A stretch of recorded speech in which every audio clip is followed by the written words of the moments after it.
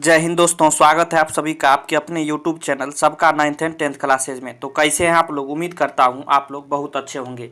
देखिए मेरे प्यारे भाई, आज की इस वीडियो में हम लोग प्रश्नावली 1.1 कक्षा 10 के NCERT के प्रश्न नंबर तीसरा को जो है आज हम लोग बनाना सीखने वाले हैं, वो भी बिल्कुल आसान से आसान भाषा में और रियल लाइफ एग्जाम्पल पर आधारित। तो चलिए वीडियो को शुरू करते हैं। देखिए प्यारे भाई, प्रश्न तीसरा है, इसको पहले एक बार पढ़ लेते हैं। क्या क्या कह रहा है?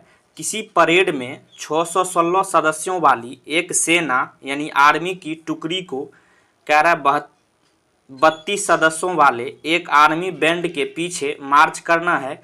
दोनों समूहों को समान संख्या वाले स्तंभों में मार्च करना है। उन स्तंभों की अधिकतम संख्या क्या है जिससे वे मार्च कर सकते हैं? देखिए मेरे भाई, इसको किस तरह से आपको हल करना है चलिए सीखते हैं। सबसे पहले प्रश्न को समझने की कोशिश करिए। देखिए क्या कर रहा है, कोई परेड में 616 सदस्य वाली एक आर्मी की टुकड़ी है, यानी 616 सदस्य वाली है, और इसको कह रहा है 32 सदस्य वाले एक आर्मी बैंड के पीछे मार्च करना है। समझ रहे हैं? मतलब 32 सदस्य वाला एक आर्मी बैंड है, उसके पीछे में जो है ये कंप्लीट 616 सदस्य वाले जो है आर्मी का टुकड़ा है, उसको जो है मार्च करना है। कह रहा है दोनों समूहों को समान संख्या वाले स्तंभों, यानी एक लाइन में जो है ये मार्च होता है, तो कह रहा है उसकी अधिकतम संख्या क्या होगी, यही प्रश्न कह रहा है। तो देखिए एक सिंपल सा ये जो है SCF पूछ रहा है। आप जो है इस ये 616 और 32 का SCF यानी मौसो निकाल दीजिए, इसका यही आंसर हो जाएगा। तो SCF निकालना है, वो भी किस तरह से निकालिएगा? तो SCF निकालिए, पहला चैप्टर है, इसमें जो आपको यूक्लिड विभाजन एल्गोरिथम का प्रयोग करके आपको इसका SCF निकालना है। तो चलिए सीखते हैं। देखिए मेरे भाई, सबसे पहले जो है आपको जो है स्तंभों की संख्या निकालनी है, तो SCF किसका किसका निकालना होगा? 616 और 32 का आपको क्या चाहिए? HCF।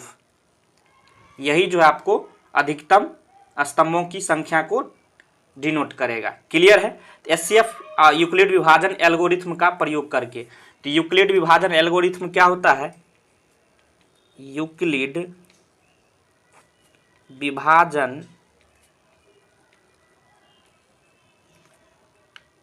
एल्गोरिथम से, यूक्लिड विभाजन एल्गोरिथम से।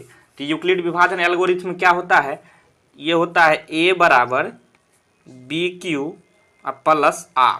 यह जो है यही जो है फार्मूला जो है यूक्लिड विभाजन एल्गोरिथम का है, जहाँ जो है आपको जो है जहाँ 0 से बड़ा या बराबर R का वैल्यू और B से जो है छोटा होता है। क्लियर है? समझ गए? अब इसी फार्मूला का जो है इसी फार्मूला पर जो है इस सभी का मान रख के आपको SCF ज्ञात करना है। तो किस तरह से आप यहाँ जो है सबसे पहले आपको क्या करना है, ये जो है A क्या होता है, ये जो है A यहाँ जो है भाज्य होता है, और B क्या होता है, ये जो आपको भाजक होता है। एक एक चीज़ को मैंने जो है पिछले सभी वीडियो में बता दिया है। Q बराबर क्या हो जाएगा, ये जो है भागफल हो जाएगा, और R क्या हो जाएगा, ये शेषफल। समझ गए यहाँ तक?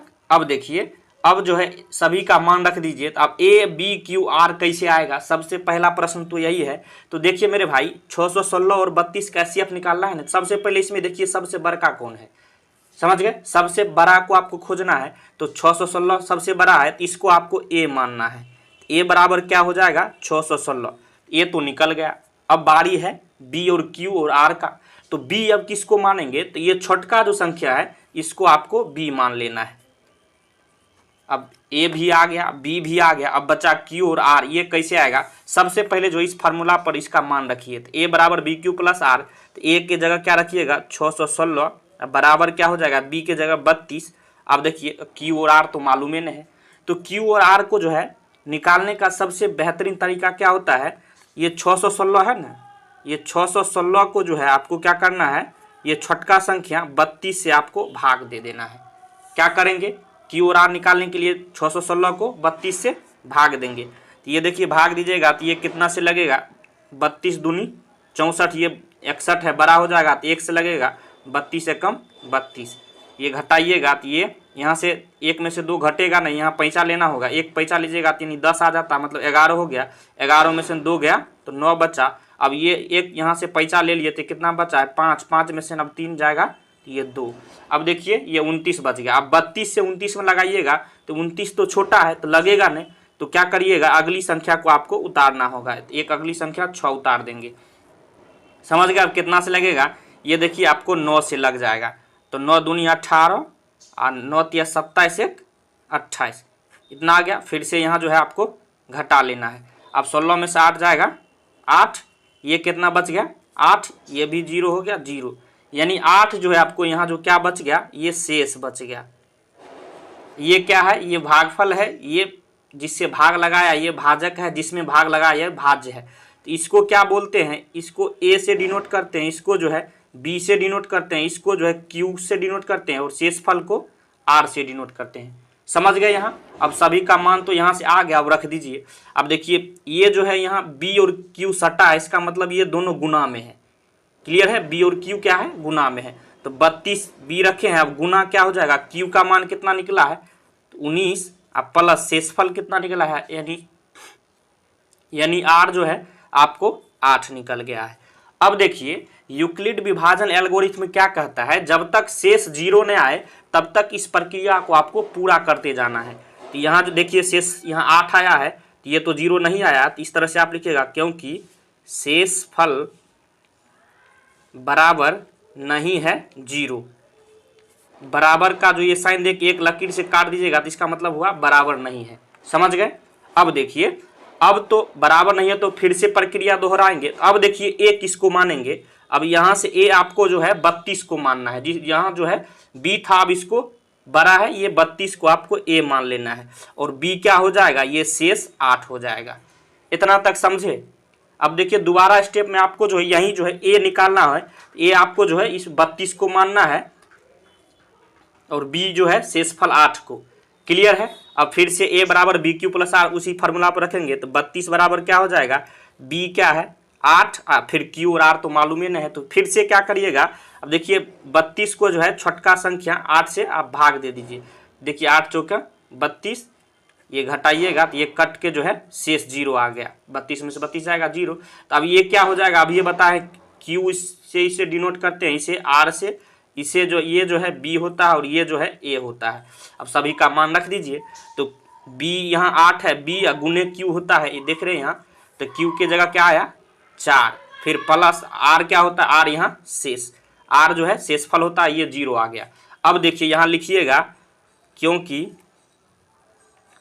शेषफल बराबर है 0। क्या हमने बताया है, जब तक शेष 0 न आ जाए इस प्रक्रिया को आगे करते जाना है। जब ये शेष 0 आ जाए तो यहीं रुक जाना है। अब देखिए यहाँ शेष 0 आ गया तो यहीं रुक जाएंगे और अंतिम जो ये भाजक जो था ये b, यही जो आपका HCF हो जाएगा। तो HCF बराबर क्या हो जाएगा अंतिम भाजक।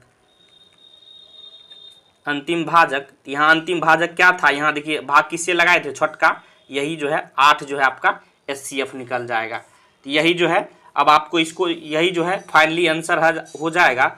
तो अधिकतम स्तंभों की संख्या कितनी है तो 8 स्तंभ में जो है ये जो है अधिकतम संख्या है जिससे मार्च कर सकते हैं। तो मेरे भाई बताइए आपको यह वीडियो कैसा लगा, यह बात बताइए आपको यह समझ में आया कि नहीं। जिस तरीका से मैंने समझाया है यह वीडियो जो है मुझे आशा है आपको पूरी समझ में आया होगा। अगर नहीं समझ आया है तो फिर से एक बार वीडियो को देख लीजिए, इसके बाद आप जीवन में कभी नहीं भूलिएगा, ये मेरा दावा है। तो वीडियो देखने के लिए धन्यवाद, मिलते हैं नेक्स्ट वीडियो में, तब तक के लिए जय हिंद जय भारत।